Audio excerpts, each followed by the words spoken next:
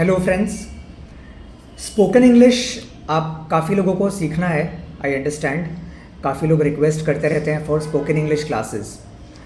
Spoken English के लिए सबसे इम्पॉर्टेंट है दैट आपको कोई संकोच नहीं करना। संकोच का इंग्लिश वर्ड है hesitation. Please remember this, you can not have any hesitation for spoken English. तो सबसे इम्पॉर्टेंट ये है कि आप जब स्पोकन इंग्लिश सीखना चाहते हैं तो आपको रिटन इंग्लिश सीखनी पड़ेगी, and it goes hand in hand.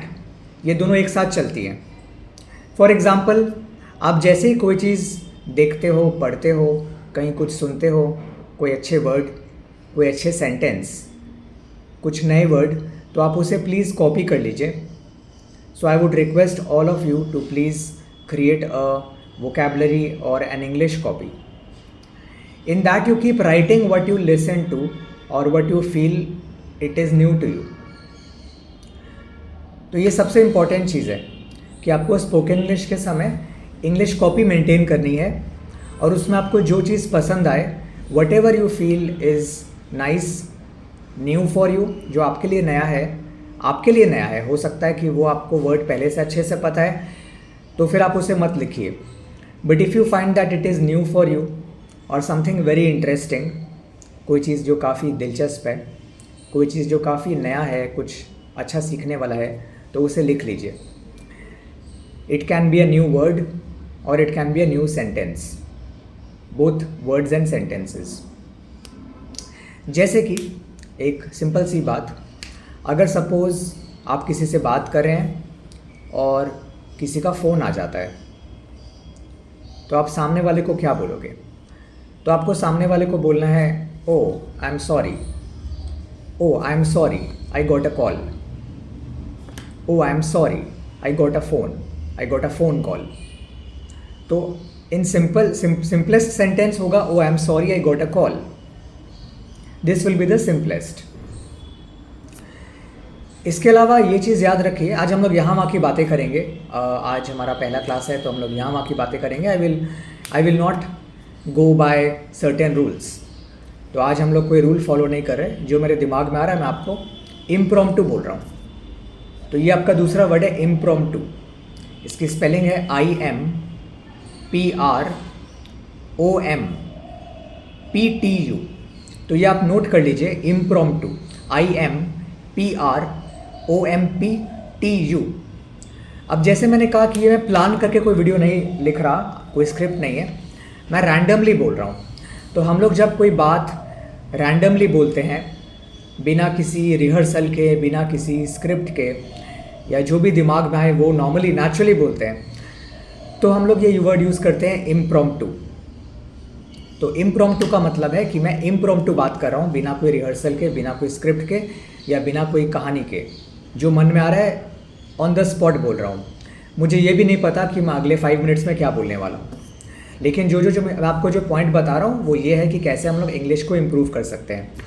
तो टिप नंबर 1 है कि आप अपने इंग्लिश को इम्प्रूव करते समय एक कॉपी मेंटेन कीजिए, क्योंकि आज आप जो सीख रहे हो वो हो सकता है 10 डेज़ बाद फेड हो जाए आपके माइंड से। तो आपको बार बार उस कॉपी को रीड करके अपने लेसन्स को रिफ़्रेश करना होगा, रिकॉल करना होगा, अपने मेमोरी को रिफ़्रेश करनी होगी।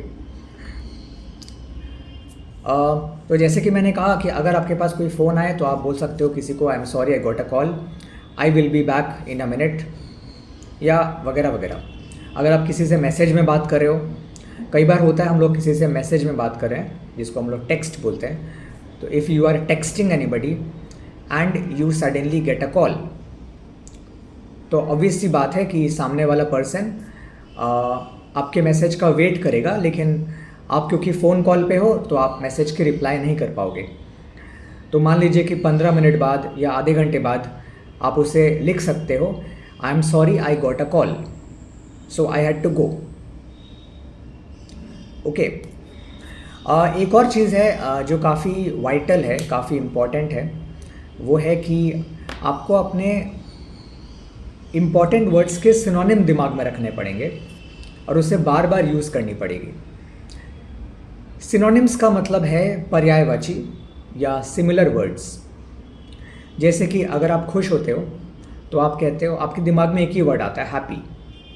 लेकिन हैप्पी हर समय आप यूज़ मत कीजिए, बिकॉज हैप्पीनेस के भी अलग अलग लेवल्स होते हैं। आप कितने खुश हैं, आपकी हैप्पीनेस की इंटेंसिटी क्या है। तो सपोज आप बोल सकते हो I am happy, I am dilated. So note this word dilated. और अगर आप बहुत ज़्यादा खुश हो तो आप बोल सकते हो I am feeling overjoyed. Overjoyed, I am happy, I am delighted, I am overjoyed. या एक और फ्रेज है, I am on top of the, दो फ्रेज मैं आपको बता रहा हूँ। एक तो I am over the moon. Over the moon का मतलब है कि मैं बहुत खुश हूँ। So I am over the moon. Suppose अगर आपके घर में कोई बच्चा हुआ है, या आपकी पोती हुई है, आपकी बेटी हुई है, बेटा हुआ है, तो आप बोल सकते हो कि I just had a son, I just had a grandson, I am over the moon. तो ओवर द मून आप तब यूज़ करोगे जब आप बहुत ज़्यादा खुश हो, छोटे मोटे खुशी के लिए नहीं। एक और फ्रेज है I am on cloud 9, NINE। So I am on cloud 9 का मतलब भी यही है कि मैं बहुत ज़्यादा खुश हूँ। तो अगर आप खुश हो तो अब तक आप बोलते हो I am feeling happy, I am happy. लेकिन आई एम हैप्पी के अलावा आप बोल सकते हो I am very happy, I am delighted, I am overjoyed, I am feeling extremely ecstatic, और I am feeling excited, I am jubilant, I am on cloud 9, या फिर I am over the moon. तो ये सारे phrases आप इस video को वापस से स्लो मोड में देख के कॉपी करते जाइएगा बाद में, और इसको आप रोज़ रीड कीजिएगा बीच बीच में जब भी मन करे। तो ये सारे फ्रेजेस ऑटोमेटिकली आपके दिमाग में बैठ जाएंगे। बिना कॉपी किए या बिना इंपॉर्टेंट लाइंस कॉपी किए आप उसको भूलते चले जाओगे। तो ये तो हुआ कि अगर आपको बोलना है कि मैं बहुत खुश हूँ। अब अगर आपको बोलना है कि मैं दुखी हूँ या मैं नाखुश हूँ, तो दुख की भी अलग अलग इंटेंसिटी होती है। क्या तो आप थोड़े से दुखी हो, या काफ़ी ज़्यादा दुखी हो, या बहुत ही ज़्यादा दुखी हो। जैसे मान लीजिए मेरा फेवरेट पेन खो जाता है, या फिर मेरी कोई नोटबुक नहीं मिल रही, तो आप बोल सकते हो I am upset, I am upset, और I am sad, I am upset. So upset means like आप कोई स्मॉल चीज़ को लेके अपसेट हो, या आपको किसी ने कुछ कह दिया तो आप अपसेट हो। अगर आपके साथ जैसे आपका कोई बहुत बड़ा नुकसान हो गया है, आप एग्ज़ाम में बहुत ही ख़राब करके लाए हो, या किसी से बहुत बड़ा झगड़ा हो गया है, आपको लग रहा है कि अब वो चीज़ रिपेयर नहीं हो सकती, तो फिर आप बोल सकते हो I M devastated, I am feeling devastated. Spelling लिख लीजिए, DEVASTATED, devastated. So I am feeling devastated और आई एम डिवास्टेटेड, इसका मतलब है कि मैं तबाह हो गया, मुझे लग रहा है कि मैं बर्बाद हो गया। ये नॉर्मली आप यूज़ करेंगे अगर आपका कोई बहुत ख़राब एग्ज़ाम हुआ है, या फिर किसी के साथ कोई बहुत बड़ा झगड़ा हुआ है जो कभी रिपेयर नहीं हो सकता, आपकी कोई बहुत बड़ा फाइनेंशियल लॉस हुआ है, उसके लिए आप यूज़ कर सकते हो आई एम डिवास्टेटेड। अगर आप बहुत दुखी हो कोई कारण से, कोई मन में कोई व्यथा या कोई दुख है, तो फिर आप बोल सकते हो आई एम फीलिंग ग्लूमी, और I am feeling melancholic. Okay, gloomy का मतलब आपको पूरा अंदर से कुछ अच्छा नहीं लग रहा, आप एकदम उदास हो। कभी कभी हमें कारण भी समझ नहीं आता कि मैं क्यों उदास हूँ। इन दैट केस जो बेस्ट वर्ड है वो है I am feeling gloomy, GLOOMY, I am feeling gloomy. और अगर थोड़े ज़्यादा उदास हो आप, किसी की मौत हो गई है, आपकी कोई पेट डॉग या पेट कैट की तबीयत ख़राब है, या वो चला गया है दुनिया से, तो फिर आप बोल सकते हो आई एम वेरी मेलनकॉलिक, और आई एम फीलिंग मेलनकॉलिक, और I am very melancholic these days. तो मेलनकॉलिक एक लंबे समय तक चलने वाली दुख को हम लोग नॉर्मली बोलते हैं, जो जनरली एक बहुत बड़ा ग्रीफ है। So you can say I am feeling melancholic. अगर कोई बहुत ज़्यादा आपका मन अंदर से रो रहा है, then you can say I am feeling melancholic. Spelling note कर लीजिए, MELANCHOLIC। I am feeling melancholic. I am sorry, आज मैं वीडियो एडिट नहीं कर रहा, वरना मैं स्पेलिंग्स आपको लिखा देता। जैसे मैंने कहा, मैं इम्प्रॉम्प्टू बोल रहा हूँ। So impromptu means I am not bothered about writing a script और एडिटिंग द वीडियो। मैं इसको एज इट इज़ पोस्ट कर दूंगा। That will save me time and effort. और आपको साथ में ये बात समझने की आवश्यकता है, you need to understand that what is impromptu concept. तो कई बार लोग इम्प्रॉम्प्टू एक्टिंग करते हैं, स्टेज पे आते हैं और बिना कोई रिहर्सल के कोई स्टैंड अप कॉमेडी करते हैं या फिर कुछ बोलते हैं बिना कोई स्पीच प्रिपेयर किए। उसको हम लोग कहते हैं इम्प्रॉम्प्टू स्पीच या इम्प्रॉम्प्टू एक्ट। जो वो आके उसके मन में जो आ रहा है वो बोल रहा है। यहाँ पे इम्पॉर्टेंट हो जाती है उस पर्सन की प्रेजेंस ऑफ माइंड। अगर वो पर्सन का प्रेजेंस ऑफ माइंड काफ़ी स्ट्रॉन्ग है, काफ़ी शार्प है, या उसका दिमाग अच्छा काम कर रहा है उस समय, तो फिर वो अच्छा स्पीच बोलेगा, अच्छे से बात करेगा। क्योंकि यहाँ तो कोई रिहर्सल नहीं है, ये इम्प्रॉम्प्टू है। Anyway, coming back to our main topic. तो हम लोग जो बोल रहे थे कि अगर आप खुश हो, अगर आप दुखी हो, तो stop saying I am happy, I am sad, या try to come up with these words. इसे आप बार बार यूज़ कीजिए। I am feeling gloomy, I am feeling melancholic, या फिर आई एम हार्ट ब्रोकन। अगर आपका दिल टूट गया है कोई बात से, तो I M heart broken.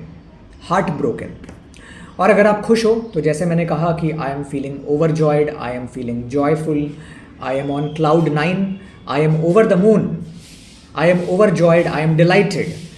Okay, छोटे मोटे खुशी के लिए आप बोल सकते हो आई एम डिलाइटेड। आपके यहाँ पे अगर कोई गेस्ट आता है तो आप ये बोल सकते हो कि I am delighted to see you, तुम्हें देख के मुझे बहुत खुशी मिली। अगर आपको कोई आपका फ्रेंड काफ़ी दिन बाद फ़ोन करता है, काफ़ी सालों बाद या काफ़ी महीने बाद, तो आप बोल सकते हो oh wow, I am delighted to talk to you again. आप ये मैसेज में भी लिख सकते हो, I am delighted to message you again, I am delighted to receive your text again. ये आप मैसेज में प्रैक्टिस कीजिए, ये सब वर्ड्स लोगों को जानबूझ के बोलिए। I am delighted to message you, how are you today. अच्छा, ये सारे वर्ड्स आप वेदर के लिए भी यूज़ कर सकते हैं। जैसे आपके आसपास जो वेदर है, यानी बारिश है, धूप है, अगर काफ़ी सुहाना वेदर है तो आप बोल सकते हो it is a bright day, it is a delightful day, और it is a pleasant day. अगर काफ़ी धूप है और अच्छा वेदर है, इट इज़ अ डिलाइटफुल और अ प्लेजेंट डे। और अगर आप देखो कि चारों तरफ ऐसे काफ़ी डल सा डे है, the day is very dull, मतलब धूप नहीं है, बादल छाए हुए हैं और कैसा अंधेरा सा हो रखा है, इन दैट केस हम लोग कहते हैं that the weather is very gloomy. जैसे कि आसमान काफ़ी उदास है, the sky is very gloomy और the weather is very gloomy. या कभी कभी आप पर्सोनिफाई कर सकते हो आसमान को भी, और आप बोल सकते हो the sky is looking very upset today, the sky is looking very melancholic today. तो ये सारे वर्ड्स आप अपने लिए यूज़ कीजिए, अपने फ्रेंड्स के लिए यूज़ कीजिए, और आप स्काई या क्लाउड या अपने वेदर के लिए भी यूज़ कर सकते हैं। तो ये सब चीज़ आप समझिए। इसके अलावा एक चीज़ और बोलूँगा जो बहुत इम्पॉर्टेंट है। इम्पॉर्टेंट के लिए आप सोचिए, हम लोग इम्पॉर्टेंट वर्ड जो बोलते हैं, इम्पॉर्टेंट के कुछ सिनोनिम्स नोट कर लीजिए। ये बार बार इम्पॉर्टेंट बोलना बंद कीजिए। आप इसके बदले बोल सकते हैं क्रूशियल, CRUCIAL, क्रूशियल। जैसे कि ये काम मेरे लिए बहुत क्रूशियल है, या फिर vital, it is a vital task, ये मुझे करना ही पड़ेगा, VITAL। सो इम्पॉर्टेंट के लिए आप यूज़ कर सकते हैं वाइटल या क्रूशियल, या significant, SIGNIFICANT।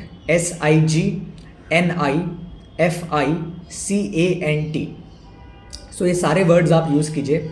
It is very important, I have to do it, ये बहुत ज़रूरी है, मुझे करना ही पड़ेगा। तो उसके लिए आप आस्ते आस्ते अपने वोकैबलरी को मॉडिफाई या रिफॉर्म कीजिए। It is very insignificant, I must do it, it is very vital, I need to do it, it is very crucial, I must do it. तो ये सारे वर्ड्स यूज़ कीजिए आप, crucial, vital, insignificant, important के बदले। इसके अलावा एक और चीज़ याद रखिए कि हम लोग जब टेंस में बात करते हैं तो आपको धीरे धीरे अपनी टेंस भी सुधारनी पड़ेगी। डिड के बाद हमेशा प्रेजेंट टेंस का यूज़ कीजिए। कई लोग ऐसे बोलते हैं, आई did not went today, he did not came today. तो डिड के बाद वेंट या केम नहीं होगा। डिड खुद में पास्ट टेंस है, तो डिड के बाद आपको प्रेजेंट वर्ब यूज़ करनी है। यानी आपको कहना है I did not eat today, he did not come today, I did not go today. कई लोग ऐसा लिखते हैं, कई लोग मुझे मैसेज करते हैं और कहते हैं कि I did not came yesterday because of such and such reason. तो I did not came yesterday wrong है। आपको कहना है I did not come yesterday, मैं कल नहीं आया। या फिर I could not come yesterday, मैं कल नहीं आ पाया। लेकिन डिड और कुड के बाद आपको प्रेजेंट फॉर्म यूज़ करना है। मैं कुछ और एग्जांपल्स देता हूँ। जो रॉन्ग सेंटेंस है वो है Rahul did not drank the water, the child did not drank his milk. ये रॉन्ग सेंटेंसेस है। करेक्ट होंगे Rahul did not drink water, the child did not drink his milk. So did के बाद आपको ड्रिंक यूज़ करना है, ड्रैंक यूज़ नहीं करना। ओके तो लाइक आई सेड कि you need to start writing and reading them out in your own mind. कई लोग सोचते हैं, कई सारे हाउसवाइफ्स हैं, कई ओल्ड पीपल हैं, सीनियर सिटीजन्स हैं, वो लोग सोचते हैं कि मैं इंग्लिश में कैसे बात करूं, क्योंकि आपके घर में तो हर कोई हिंदी में या बंगाली में या मराठी में या तेलुगु में बात कर रहा है। आप सडनली किसी से कैसे इंग्लिश में बात कर सकते हैं? ये नॉर्मल है ना, क्योंकि आप जिसके साथ सालों से हिंदी या बंगाली या तमिल या तेलुगु या मराठी में बात कर रहे हो, आप उससे इंग्लिश में बात करोगे तो वो आपसे आधा घंटा बात कर लेगा या एक दिन बात कर लेगा, बट वो रोज़ आपसे बात नहीं करेगा। तो बेस्ट तरीका है आप खुद से बात कीजिए। खुद से बात करने का तरीका है आप एक डायरी या कॉपी मेंटेन कीजिए, उसमें सारे वर्ड्स, ये सारे सेंटेंसेस जो मैं बोल रहा हूँ वो लिखिए। जो आपके लिए नए हैं, आप जब न्यूज़पेपर पढ़ते हो या कोई मैगज़ीन पढ़ते हो या फिर जब आप कोई न्यूज़ देखते हो या कोई मूवी देखते हो, जहाँ पे भी आपको कोई इंग्लिश का अच्छा वर्ड दिखे, इंग्लिश का अच्छा सेंटेंस दिखे, उसे कॉपी कीजिए, उसे चैलेंज कीजिए खुद को कि मुझे ये वर्ड क्यों नहीं आता। From today I need to learn this word, I need to pick up this word. या अगर कोई बहुत अच्छा सेंटेंस है, बहुत ही पोएटिक, बहुत ही मैजिकल, तो आप वो सेंटेंस को कॉपी कीजिए और उसको रेगुलरली पढ़िए, उस कॉपी को रेगुलरली बुक की तरह पढ़िए, और वो सेंटेंस या वो फ्रेज़ ऑटोमेटिकली आपके दिमाग में, आपके जहन में बैठ जाएगा। सो you will start using those magical words, those magical sentences, and you do not need to talk to others, you just need to talk to yourself by reading and by repeating in your own mind. And when you are texting or messaging your friends or your cousins or your teachers or students, then obviously you are using English. In most cases हम लोग जब message करते हैं तो हम लोग English में message करते हैं। तो it is at that point कि आपको वो सारे वोकैबलरी वर्ड्स या न्यू वर्ड्स प्रेजेंट करने हैं। It is during those moments that you need to present yourself in that modified way. You need to write in that refined language, in that smart way. So in place of writing, it is very important you write, it is very vital, it is very crucial, or it is very significant. So when you are texting, you become a smarter version of yourself and keep talking to yourself through your diary or notebook. At the same time, sometimes you can write when you are feeling the urge to write something. आपको जब अंदर से कुछ अर्ज आ रही है कि मुझे अब ये लिखना है, तो आप वो चीज़ लिखिए, इंग्लिश में लिखिए। किसी को दिखाना नहीं है, आप खुद को दिखाइए, खुद का जज बनिए। The best thing is that you need to be a जज of your own self, because आप खुद को सबसे बेस्ट जानते हो, आपको पता है कि आप इम्प्रूव कर रहे हो कि नहीं. So the best thing is that you जज yourself, you write in such a way that you know कि हाँ today I am writing better और today I am texting in a better way. That is how you learn and that is how you grow. Okay, तो we will meet again. If you can subscribe, you please subscribe so that the next time I post a video you will be able to follow. All right, bye then, have a nice day ahead.